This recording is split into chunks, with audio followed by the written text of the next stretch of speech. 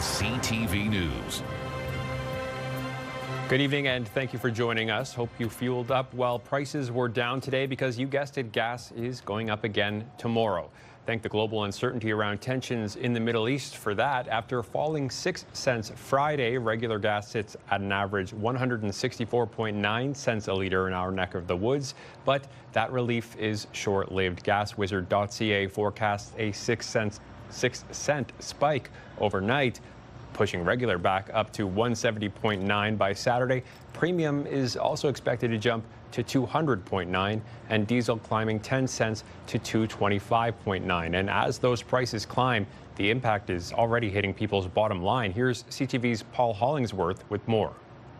With gas prices on the rise, drivers and entire industries are feeling the squeeze. Trying to manage, you can say, because we can't survive without a gas. And the pressure at the pumps also continues to spike. The car needs gas, so I just do what I got to do at the end of the day. Trevor Wheatley's van is his office. When he's busy, he drives a lot. Wheatley says the cost of fuel slashes the bottom line of his plumbing business. It's been climbing and climbing, and of course, driving a bigger rig like myself, yeah, definitely it's going to impact, the cost. As Wheatley's overhead becomes more expensive, he passes it on to his customers. I got to charge people, I got to charge travel time now because of covering costs for gas is very important. Fuel analyst Carol Montroy says gas and diesel prices are up alarmingly across Canada since the start of the Iran war. Gasoline up 30% and diesel up 40%. Montroy says if this trend continues, it's safe to predict what will happen next. As we get way above 175, 180, getting close to $2 a liter, people are changing their habit. Dalhousie University professor Lauren Sheehan worries about a dip in the North American travel tourism industry. The biggest variable cost that airlines face is fuel. So as the fuel prices increase, they're having to pass that on to the customer. Wheatley is already altering his vacation plans because of rising fuel prices. We wouldn't go where we normally would go because of the fuel costs. Sheehan also sees warning signs for the upcoming summer season, a time when people spend money directly on transportation. He expects Canadian travelers to stay closer to home. Paul Hollingsworth, CTV News, Halifax. Windsor police are looking for 4 suspects after a brazen attack on a home. Take a look at this video. Police say a window was smashed late Wednesday night on Sycamore Drive before 2 people sprayed pepper spray inside, with 5 people, including a child, still in the home. Victims suffered burning eyes and trouble breathing as all 4 suspects ran off. Investigators say they're still trying to identify the group and are asking anyone with information to come forward.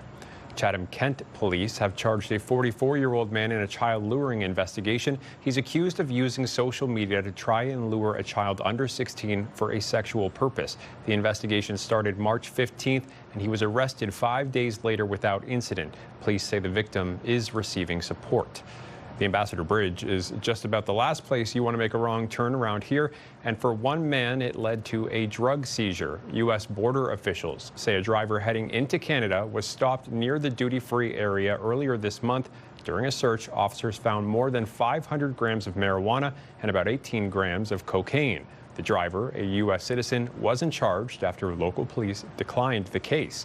Officials say more than 800 pounds of drugs have been seized at Michigan border crossings so far this year. And a Bruce County man says he was forced to provide a DNA sample when trying to cross the border into the U.S. late last year when he was denied entry. As CTV's Scott Miller reports, he says he doesn't even know why they asked for his DNA. Kevin Larson's DNA is now in the hands of the U.S. government. On October 18th, the Kincardine native was heading to a No Kings rally in Port Huron when he was pulled over for a random check at the U.S. border crossing. What happened next shocked him. They took my picture, took my fingerprints, and about 2 3/4 hours in, they said, "We're not going to allow you entry, but first you have to give a DNA sample." I said no twice. I sat down, and then a supervisor took me to a private room, read me the riot act and the law, and said I can be charged, and if found guilty, it could be up to 1 year in prison. The retired health physicist knew he wasn't a criminal and didn't want to go to jail, so he gave the border guards what they wanted, his DNA. I did say yes because I had heard that if you push back at the border, you can end up with a 5-year ban on going to the States. And I have a cousin in Georgia that we visit regularly, so I submitted to a DNA check. Larson has no criminal background and says he was carrying nothing but a Canadian flag to the No Kings rally in Port Huron. 3,000 such rallies were held last year across the U.S. At the very end, I talked to the main officers dealing with. So I said, cut to the chase. What's the main reason I'm not being allowed admission? And he said, it was the purpose of your visit, sir. They somehow saw a Canadian with a flag as a threat to their country, and I don't get it. 2 U.S. Congress members have taken up Larson's case, asking U.S. lawmakers why he was detained and what the DNA is being used for. Now, there's supposed to be another No Kings rally happening in Port Huron this weekend. Larson isn't going to risk trying to cross the border again, so he's going to hold his own No Kings rally here in Grey Bruce. The purpose of that rally is let people in the States know they have friends. We're not calling for regime change. A month after being forced to give up his DNA at the U.S. border, Larson actually attempted to cross the border again to visit family, this time successfully. I was there for an hour. They looked at my phone. They reviewed the records, but they did let us go in. In Kincardine, Scott Miller, CTV News. If you're one of the millions of people streaming the hit medical drama The Pit each week, you may have seen a familiar face in last night's episode. An actor born and raised right here in Windsor, guest starring on the show. CTV's Robert Lothian joining us now with more on this. And Robert, what have you learned about his character? Yeah, so Travis, as we both know, going to the ER is rarely ever a good thing. But for Windsor's Shane Devin Nelson, the latest trip to the hospital was certainly life-changing. Nelson guest starred on this week's episode of The Pit as a patient who ends up in need of life-saving care. Now, through the blood and the pain, he's hoping people here in Windsor see his appearance as a reminder that anything is possible. It's something hard. I don't really remember the rest. Under the bright lights of Hollywood wasn't where Shane Devin Nelson expected to receive his most important operation to date. It's so surreal being able to say that I got to act alongside Noah Wyle, who is the Emmy Award winner for Best Actor. That still hasn't fully set in yet. The Windsorite guest starring in the latest episode of Emmy Award-winning drama The Pit. Dante Casella, 34, blunt trauma from a fireworks explosion in his storage unit. Injured in a firework accident, Nelson's character is in the ER for a gruesome head injury. There was a moment where Fiona Dourif was kind of like, all of America is going to see your scalp and be like, oh my God, and cover their eyes, It's a big break for the Walkerville Collegiate alum who's appeared in shows like Chicago Fire and the Murdoch Mysteries. Nelson spent 4 days in Los Angeles last fall shooting for the hit medical drama. So there's just this beautiful buzz that exists even between the crew members. The crew and the cast are like this,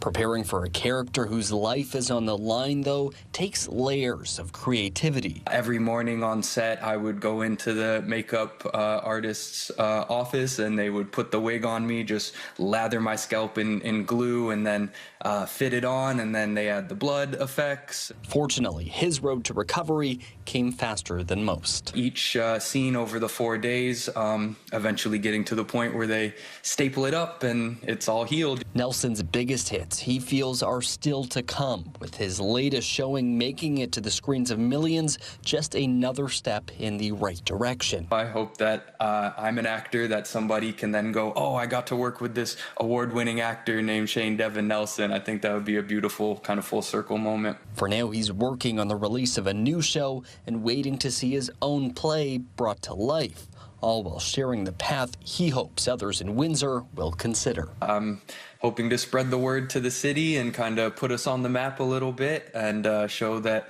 it's possible to become an actor and a performer out of Windsor and make a career for yourself. Since the episode aired last night, Nelson says he's been touched by all of the supportive messages, and he's just thankful Windsorites can see one of their own right on TV. Travis. All right, maybe I'll have to watch. I haven't watched The Pit yet. I know a lot of people are talking about it, and you can stream it on Crave, which also owns, which is owned by Bell Media, which also owns CTV News. But I do have to ask, if you could guest star in any show, which show would you guest star in? Well, here's another Crave one. It's a recent spin-off of Game of Thrones, A Knight of the Seven Kingdoms. I think I could make a good squire. How about yourself? I don't know what I would guest star in, but I want to be on The Traitors, which is also on Crave. This is not planned. I think you could do it. Yeah, I don't know if I could, but maybe we'll see one day. Windsor Youth, oh, thank you, Robert. Windsor Youth are reacting tonight to a major ruling against social media giants. A U.S. jury has ordered Meta and YouTube to pay millions to a 20-year-old woman after finding their platforms were designed to hook young users without enough concern for their well-being. It marks the second major verdict against Meta this week, with another jury ruling the company harms children's mental health and safety. CTV's Sanjay Maru takes a local look at this. Everyone's addicted. It's not even a question. Me, yeah, I hate to admit it. As a pair of high-profile cases in the U.S. puts new pressure on social media companies, students say these platforms have formed generational habits. I just find it funny sometimes. I turn my phone off and call it a day. But some people, they watch it for like 13 hours straight. They freak me out. The head of youth diversion Essex County, Joanna Conrad, says that's not by accident. It is high time for these companies to be held responsible in that they've created a substance that has been delivered to children that is incredibly addictive. Youth Diversion says online safety is not a one-time talk, but an ongoing discussion starting when a child gets their first device. The organization recommends setting clear rules, like when and where devices can be used, and making sure kids understand what to do if they come across something inappropriate. In today's day and age, when you have the most opportunity to connect with people, more than ever before, people are reporting a sense of loneliness like they've never have in the past. Not to mention depression, right? Anxiety. Conrad advises parents keep an eye out for warning signs like withdrawal from family, mood changes after being online, or a loss of interest in offline activities. Advocates say the goal is not to ban technology, but to build trust, set boundaries, and keep communication open. Scrolling is just what you do on your downtime now. It's catering to exactly what you want to see. You just never run out, and so it's just constantly looking for the next hit of dopamine. Sanjay Maru, CTV News. In London today, there was drama along the Thames River when a woman fell into the fast-moving water. As CTV's Lauren Stallone reports, bystanders were quick to act. What the It was a contemplation, do I get in to try and take it out, or is that going to add to the problem, you know? An afternoon walk for Daniel Jones and his family quickly took an unexpected turn when he says he saw a woman fall into the Thames River. We jumped down to the river and to kind of get her out, but she just, current took her straight away. He says he called 911 and tried to help in any way he could. I got a compass out and I just start running around the side just to keep her coherent, talking to her. And then I meet her husband was also then looking for her, and I met him, and then both of us just kind of were in front of the police, trying to call her name, trying to get her to be coherent, and then we get her to the side, and then the police finally came, and we were all managed to drag her out, thank God. Jones says the woman was in complete shock. The poor lady was in the water for maybe 10, 15 minutes, but she was conscious, she was still able to respond to her name, and we were able to kind of just really get her to move and stuff. Jones says it wasn't about being a hero, just instinct. Stepping in to help when someone needed it most. We were always kind of just looking to see, what we can do for people, see if everyone's okay and safe and stuff. And as a dad, I'm always worried about people. He says the woman has since been transported to hospital where she's being treated for hypothermia. She seems to be stable, so hopefully she makes a full recovery and everything's all right. Lauren Stallone, CTV News. CTV meteorologist Gary Archibald has your full weather details coming up in 2 minutes' time. I find mistakes or things that people miss when they try to do it on their own. And still ahead, 'tis the season to get your taxes done. We talk tips and tricks with a local pro.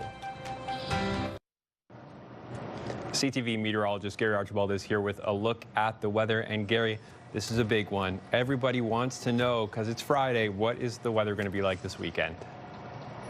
Weekend is a bit of a mixed bag, still cool-ish, but I think we'll even see some sunshine. Good evening once again, folks. Today was chilly to start, windy as well in the morning, but pleasant enough if you wore the extra layers. Only reached a high between about 2 degrees and 4 in extreme southwestern Ontario. For Windsor at the airport, about 3. Our average is closer to 9, call it 9 plus. This morning, we were down to about -3, and it felt like about -7 to -10, depending on where you are. The worst case scenario is that we could see some flurries that are working their way from west to east, right? From Wisconsin through upper Michigan. The trailing edge of that front could bring some flurries into our neck of the woods early tomorrow morning. Then a bit of a break, some sunshine, and then we cloud over for Sunday. But we will see a revitalization of warm air and the warm flow moving through southern Ontario as we head into Sunday and certainly Monday, Tuesday. More on that in just a moment. If you are traveling, you could encounter some flurries. Some of us may be headed north and east of our areas in and around southwestern Ontario, and there could be some accumulations. Obviously, it's a bit of a drive, no doubt, but there's snow in the southern tier of the province. Overnight temperatures projected to be cold, as mentioned. -4 feels like -10 before dawn Saturday morning.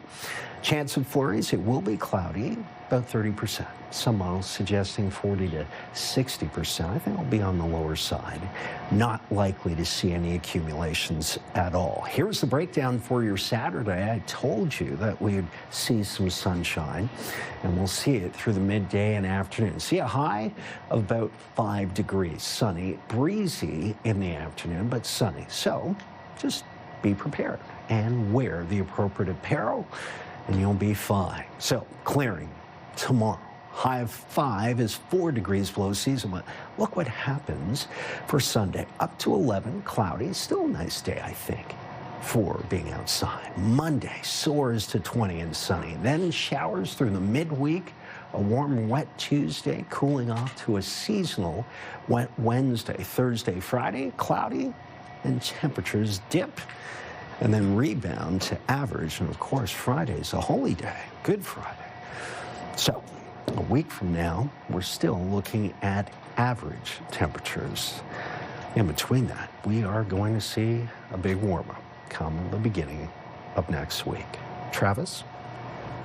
Thank you, Gary. With tax season in full swing, we wanted to go right to the experts to get you all the tips and tricks you need to save money and avoid common mistakes. Earlier today, CTV's Stephanie Mazzotti sat down with financial planner Alin Godfrey.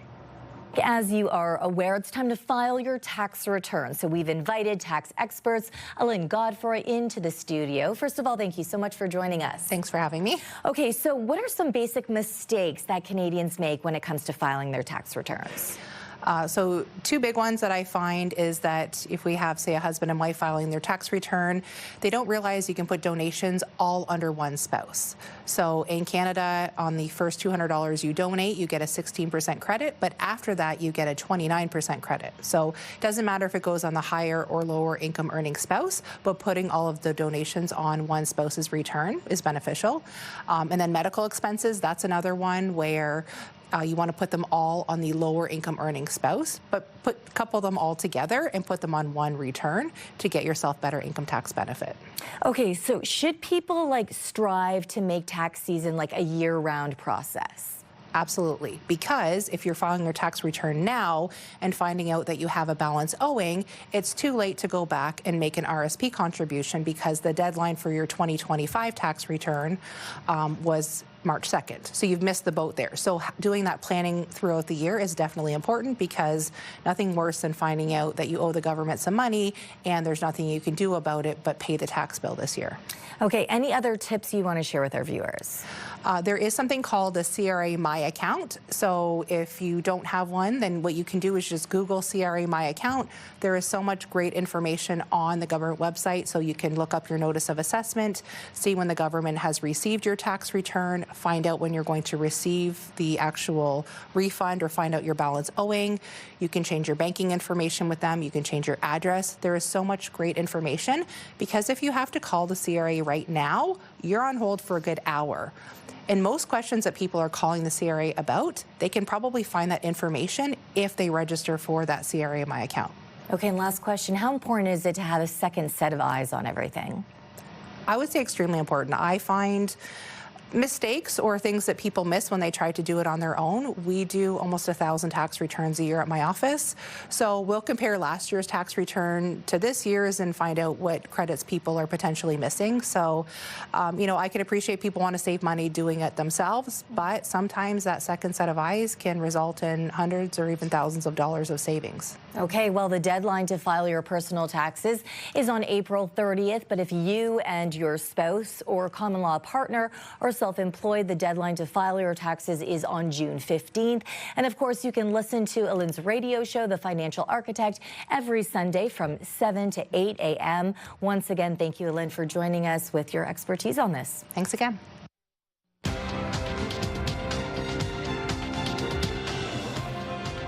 On the markets today, the TSX gained 73 points, the Dow plunged 793, and the Nasdaq fell 460. The loonie dropped 0.16 of a cent. On commodity markets, gold gained $115 an ounce. Oil is up $5.16 a barrel, closing just under the $100 mark. CTV News Windsor has launched a newsletter helping you start your day with the latest local news. By signing up, you'll get direct local content straight from CTV Windsor to your inbox, including top stories, the forecast, and videos. You can sign up at ctvnewswindsor.ca.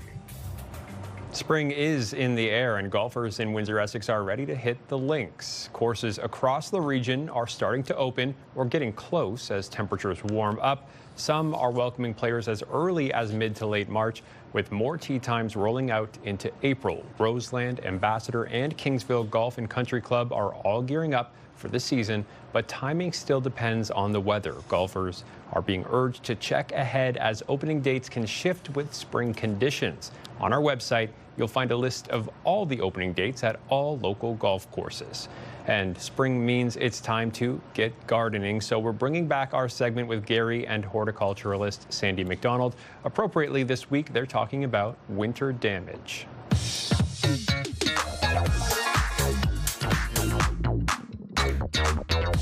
Get Gardening is back for 2026. I'm excited to talk with my friend and colleague, Sandy McDonald. Thank you for joining us on a gray and cool-ish early spring day. We're going to talk about winter damage to start things off, because you might be looking around your garden, your property, and looking at some things that need to be addressed. So what can you tell us? Absolutely. Glad to be back as well. And we had a few flakes of snow. But it's nothing like maybe we had throughout the winter. So there's definitely some winter damage, and we can say sort of a winter burn on many of plants, but also we can have damage from just basically low temperatures, and also damage from salt. Of course, we use a lot of salt for de-icing. Not panicking is probably the first step, because we can't always determine right now this time of year whether the damage is more or less severe, so we should really wait a bit to see what's going to happen. Mother Nature will force off damaged leaves in the case of this, and again, even if it's brown foliage and there's just a slight bit of brown on the outside of your evergreen, I would just wait a bit. We maybe don't have to shear that off right away, because often the green foliage will grow past that. You can basically see here, a lot of this foliage has been damaged probably by salt. And so this plant as well, it's fairly far over. We could actually do a little bit of pruning here, and we could get rid of that damaged area to start with. So my suggestion, I might go in here and I might take off some of this quite obviously damaged branches here. This is not likely to come back and look good. It's quite brown already. And if I prune carefully, we might not even notice that I actually did a whole lot of pruning here. So that's an advantage. It's coming over the edge here anyway. I've removed most of the brown damaged foliage, and that'll give it a good start first thing in the spring. All right. Sandy McDonald giving us the tips early each week. Join us for Get Gardening. I know I need the help. I thank you for the expertise, and we will see you next week. Discussion here at Windsor City Hall. Windsor's top stories. A major project is about to get underway. Breaking news alerts. Severe weather is a possibility. And watch live. Good evening, and thank you for joining us. Download the CTV News app. CTV meteorologist Gary Archibald is back with a look at the 7-day forecast. And Gary, I'm making a big move. I'm putting my winter coat away. Ooh. Oh, my. To be young and brave, courageous, in fact. Well, I would be a little bit more cautious, especially if you perhaps are planning to be out for an early morning jog tomorrow, taking the dog out. Maybe you start an early morning shift. I know what it's like to have shift work early pre-dawn when it's chilliest during the 24 hours that make up a day. Oftentimes. Tomorrow will be case in point. The afternoon warms up to 5. It will be sunny, just breezy. Cloudy and warming up Sunday into a very warm sunny Monday and a wet, warm Tuesday. Still wet and cooling off Wednesday, Thursday, Friday. That cold front certainly brings us back down to levels where we should be, the averages. By Good Friday, 9 degrees Celsius. That's a look at your weather. Don't put away your winter coats just yet, unless you're braver than me. Enjoy your weekend. Okay, thank you, Gary. I won't put away my coat just yet, but with the baseball season starting, I can't help but want to. The Tigers got started yesterday, and today it was all about the Blue Jays. It's all about family, bringing us together, community, and I love the Jays. Fans packed the Rogers Centre in Toronto, many lining up for hours before first pitch, hoping this is the year the Jays finish the job. From throwback jackets to bold predictions, the energy was high and the hopes even higher. After last season's run, fans say this team has the talent and the chemistry to go all the way. We were just that close last year, so I think we're going to do it. We usually come in here first before we go to the games, and it's not usually this insane. Like, there is people everywhere. There's something to be said about the camaraderie that's in the locker room and how it translates out into the fans. Yeah. So it's amazing. It's strength. It's strength on our side. We're going back to the World Series this year. Oh, yeah. We're going back to the World Series and winning this time. The Jays winning their home and season opener today, besting the Athletics 3-2. That's our time for tonight. We hope to see you back here on Monday. For now, I'm Travis Fortnum. Have a great weekend.